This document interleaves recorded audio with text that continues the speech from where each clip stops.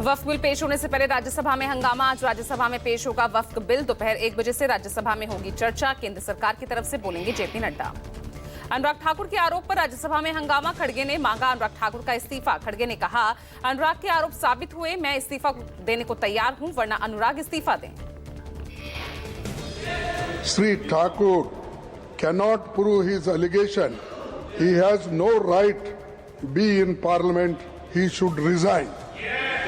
I seek, and if it is proved, I will resign. कल अनुराग ठाकुर ने लोकसभा में घोटाले में खड़गे का नाम लिया था। कर्नाटक जमीन घोटाले में खड़गे का नाम दिया था। हंगामा पड़ने पर अनुराग ठाकुर ने खड़गे का नाम वापस ले लिया। वक्फ बिल पर लोकसभा में ओवैसी का बयान। कहा, आज देश के ईमान पर हमला हो रहा। ये लोग मुसलमान से नफरत करते हैं। आज देश में तानाशाही चल रही।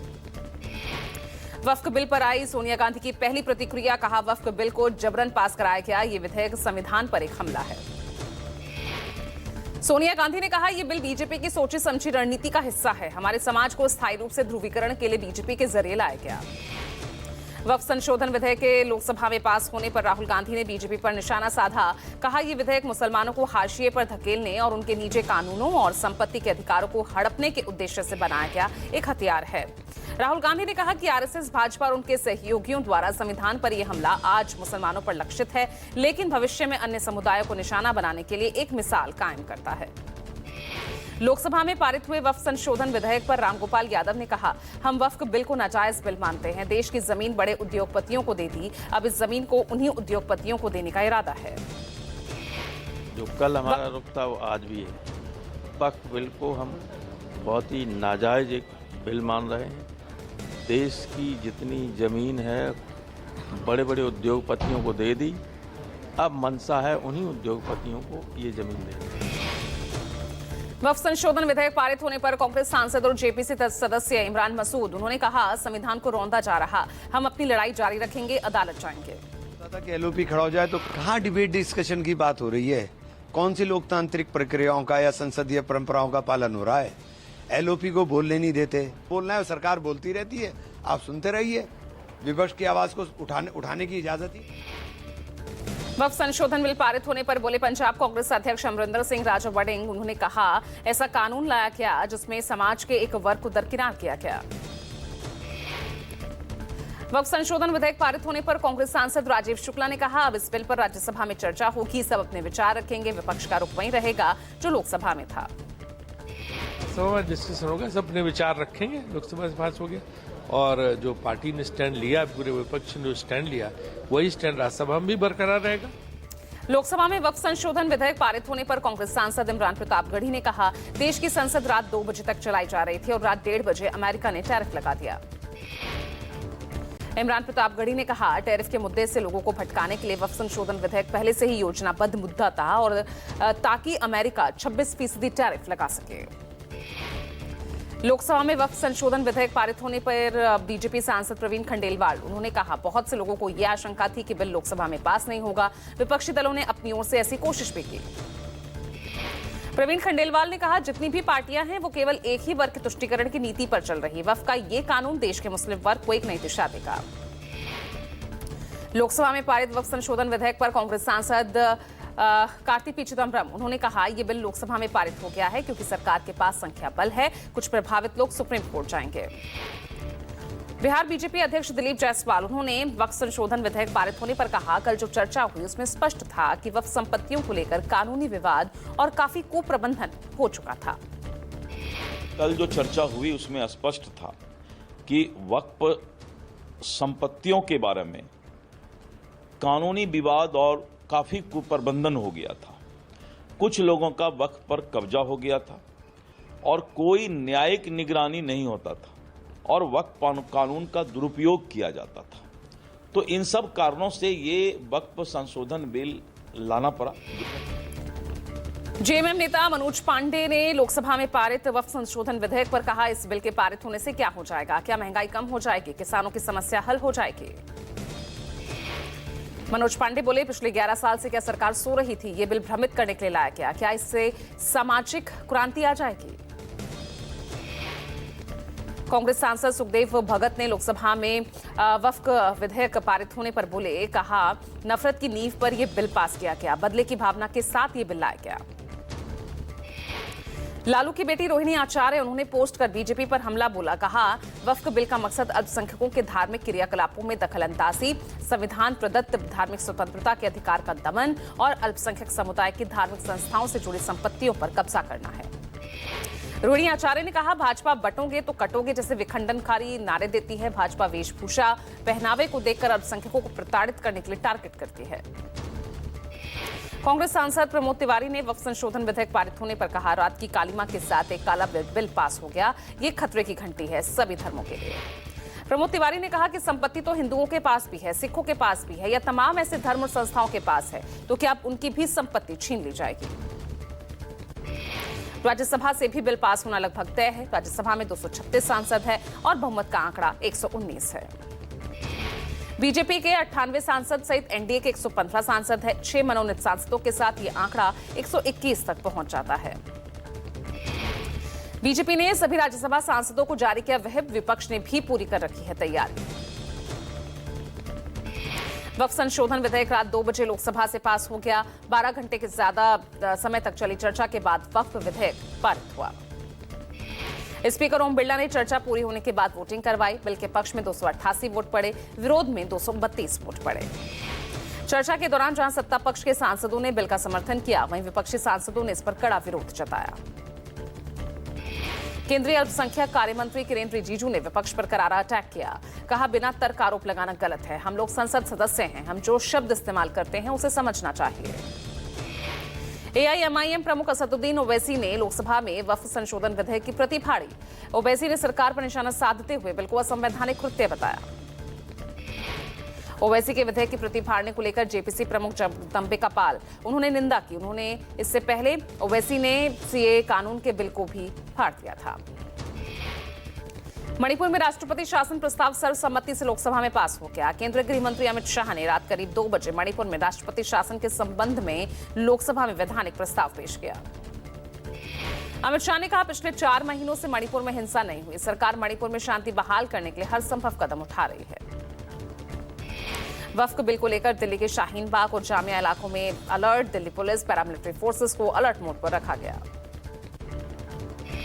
किसी भी तरह के विरोध पर रखी जा रही है नजर। एक दिन पहले भी पैरामिलिट्री फोर्सेस ने फ्लैग मार्च किया।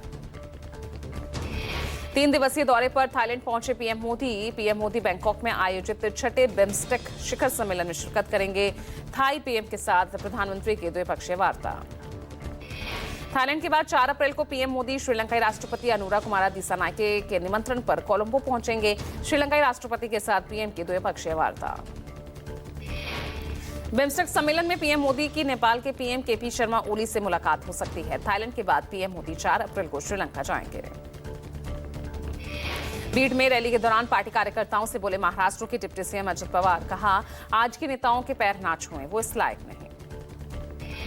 रैली के दौरान अजित पवार ने कहा मुझे कुछ मत दीजिए, मैं सिर्फ प्यार और सम्मान चाहता हूं, मेरे पैर ना छुएं, आजकल के नेता पैर छूने लायक नहीं।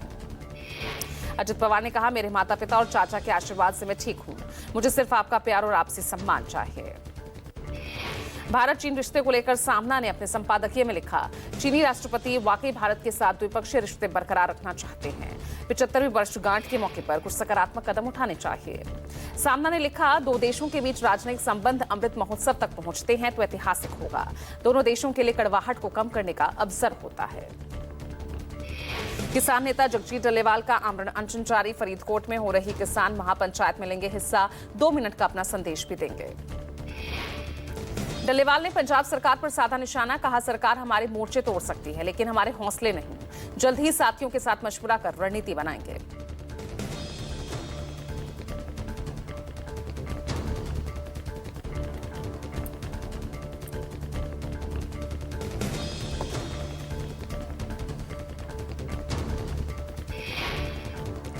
आरजेडी प्रमुख लालू प्रसाद यादव की तबियत बिगड़ने के बाद दिल्ली के एम्स में एडमिट हुए। बुधवार को पटना में एयरलिफ्ट कर लाया गया दिल्ली। कर्नाटक में सिद्धारमैया सरकार की नीतियों के खिलाफ बुधवार को बीजेपी ने किया राज्यव्यापी विरोध प्रदर्शन। जरूरी सामानों की कीमतों में बढ़ोतरी को लेकर नाराजगी। कांग्रेस के राष्ट्रीय अध्यक्ष मल्लिकार्जुन खड़गे और कर्नाटक के मुख्यमंत्री सिद्धारमैया दिल्ली में नए कर्नाटक भवन के उद्घाटन करते नजर आए। छत्तीसगढ़ सरकार ने नक्सलियों की सशर्त युद्ध विराम की पेशकश को ठुकराया। राज्य के डिप्टी सीएम विजय शर्मा ने कहा, हर माध्यम से हम बातचीत के लिए तैयार। यूपी सीएम योगी आदित्यनाथ का आज प्रयागराज वाराणसी दौरा। प्रयागराज में निषाद राज जयंती समारोह और निषाद पार्टी के राष्ट्रीय अधिवेशन के समाप्ति सत्र को संबोधित करेंगे। श्री कृष्ण जन्मभूमि और शाही ईदगाह मस्जिद से जुड़े मामलों में आज हाईकोर्ट में सुनवाई। विभिन्न याचिकाओं पर हाईकोर्ट में आज होगी बहस। श्री कृष्ण जन्मभूमि के करीब 2 एकड़ से ज्यादा भूमि पर बनी शाही ईदगाह मस्जिद को हटाकर वहां भगवान श्री कृष्ण का मंदिर निर्माण कराए जाने की मांग की है। जम्मू कश्मीर के कठुआ में आतंकियों के खिलाफ सुरक्षा बलों का बड़ा ऑपरेशन। 12 दिनों में 3 बार आतंकियों और सुरक्षा बलों के बीच मुठभेड़। आतंकी अब तक भागने में कामयाब रहे। आतंकियों को जंगल से ढूंढ निकालने के लिए अतिरिक्त जवानों की तैनाती। गुजरात के जामनगर में एयरफोर्स का लड़ाकू विमान जगवार क्रैश। हादसे में एक पायलट की मौत, दूसरा घायल। प्रशिक्षण के दौरान जामनगर से 12 किलोमीटर दूर सुवरदा गांव में रात 9:30 बजे हादसा हुआ। आईएएफ का जगुआर फाइटर जेट हुआ दुर्घटनाग्रस्त। दुर्घटना के बाद दूर दूर तक विमान के टुकड़े मिले। पंजाब में पहली बार सभी 454 पुलिस थानों को मिलेगी नई गाड़ियां। पहले फेज के लिए सीएम मान ने 351 गाड़ियों को हरी झंडी दिखाई। भगवंत मान आज फिलौर में सौंपेंगे पुलिस विभाग को गाड़ियां। आधुनिक वाहनों से पंजाब में नशा खत्म करने और गैंगस्टरवाद से छुटकारा पाने में मदद मिलेगी। अररिया में जमीनी विवाद में हुई बमबाजी। 3 जिंदा बम बरामद होने से मचा हड़कंप। पुलिस ने बम को डिफ्यूज किया। पुलिसकर्मी ने बिना किसी सुरक्षा के बम को डिफ्यूज किया। मामले में कुछ लोगों को पूछताछ के लिए हिरासत में लिया गया। घटनास्थल पे बम जैसा कुछ बरामद हुआ है। आगे उसका देखते हैं क्या होता है। कोई गिरफ्तारी भी हुई है इसमें? अभी रखा गया है पूछताछ के लिए। आगे फिर आवेदन प्राप्त होगा। जलगांव के कन्नड़ घाट के निकट मंदिर के पास हादसा। 3 लोगों की मौत, हादसे में 22 हुए घायल। पुलिस ने मृतक की पहचान करने की अपील की। हादसे में 4 लोग गंभीर रूप से घायल हुए। 1 महिला और 2 पुरुष शामिल। घायलों को एक निजी अस्पताल में भर्ती कराया गया। बिहार के कैमूर में बदमाशों के हौसले बुलंद। बदमाशों ने ट्रक चालक पर चाकू से हमला किया। हमले में चालक और सहचालक गंभीर रूप से घायल। पुलिस की घेराबंदी और तबिश के बाद ट्रक बरामद। बिहार के भागलपुर में प्रेमी प्रेमिका ने आत्महत्या की। बंद कमरे में मिले प्रेमी प्रेमिका के शव। मुंबई क्राइम ब्रांच ने मुंबई के अंधेरी इलाके से 5 लोगों को गिरफ्तार किया। पास से 7 पिस्टल और 21 राउंड गोलियां जब्त हुई। सूत्रों के मुताबिक गिरफ्तार किए गए सभी लोग अलग अलग राज्यों से मुंबई आए थे। गिरफ्तार किए गए लोग बिहार, हरियाणा, राजस्थान जैसे राज्यों से आए थे। पुलिस ने आर्म्स एक्ट की धारा 25(3) और महाराष्ट्र पुलिस एक्ट 1951 की धारा 135, बीएनएस की धारा 55(61)(2) के तहत मामला दर्ज किया। गाजियाबाद की सेवियर सोसाइटी के 5वें फ्लोर पर भीषण आग लगी। आग लगने से अफरा तफरी मच गई। फायर ब्रिगेड की टीम ने मौके पर पहुंचकर आग पर काबू पाया। आगरा में मिनी बस में लगी भीषण आग। धू कर जली बस। सवारियों ने कूदकर अपनी जान बचाई। औरैया में आईपीएल सट्टा रैकेट का पुलिस ने पर्दाफाश किया। 3 गिरफ्तार।